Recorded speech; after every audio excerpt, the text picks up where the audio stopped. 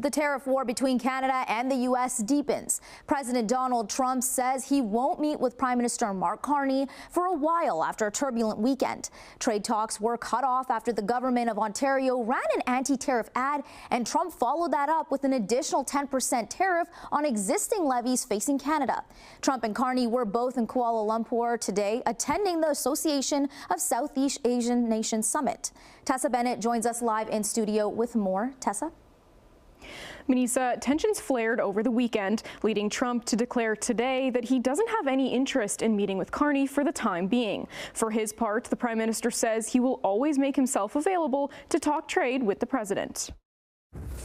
The President knows that I'm available to speak to the President, as I always would be, as you would expect. As President of the United States, so of course, make myself available and make myself available for other world leaders as they wish to. Prime Minister Mark Carney and President Donald Trump have not spoken since trade tensions reached a boiling point last week. Trump abruptly called off trade talks between the U.S. and Canada following the release of an anti-tariff ad run by the Ontario government. The next day, the president declared he'd be adding a 10% tariff on top of existing taxes in place on Canada, because the ad continued to run over the weekend. Ontario Premier Doug Ford says the ad got the message across, and he wouldn't apologize for running it. I'm going to fight for the auto workers, the steel workers, the manufacturing and life science sector, all these sectors that President Trump wants to annihilate, not just our country, but in particular, he wants to take jobs from Ontario. That's what he's trying to do, and I'll keep fighting, and I'll never apologize for fighting for the hardworking people. When asked today about the ad and when the additional 10% levies might come into play, Trump said he didn't know yet. They shouldn't have done it, and they've apologized, and they said we're going to take the ad down. Well, they did it, but they did it very late. They let it play for another 2 nights, and now they took that ad down.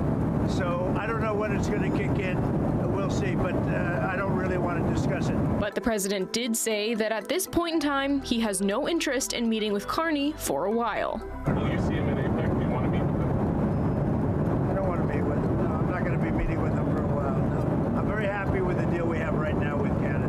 We're going to let it ride. For his part, Carney told reporters today he would always make himself available to discuss trade with Canada's neighbors to the south. The President and I have not spoken since he took this decision. And you want to chat with him at APEC?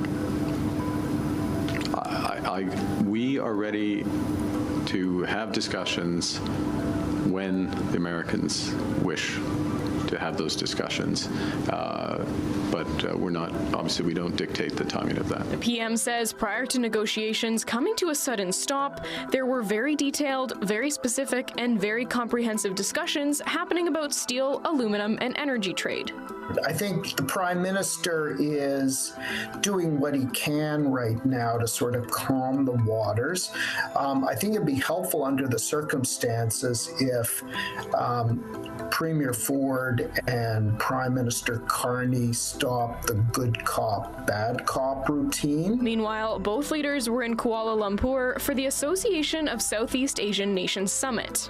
Much of the PM's trip has been about diversifying trade away from the United States, highlighting Canada's recent trade agreement with Indonesia. Carney also stressed the importance of reliable partners who honor their commitments. In any complicated, high-stakes negotiation, you can get unexpected twists and turns, and you have to keep your cool during those situations. It doesn't pay to be upset. Emotions don't carry you very far. Carney and Trump are both expected to attend the APEC forum later this week in South Korea. While the Prime Minister may not have the opportunity to meet with Trump, he says he will be meeting with Chinese President Xi Jinping, marking the first time leaders of the two countries have met formally since 2017.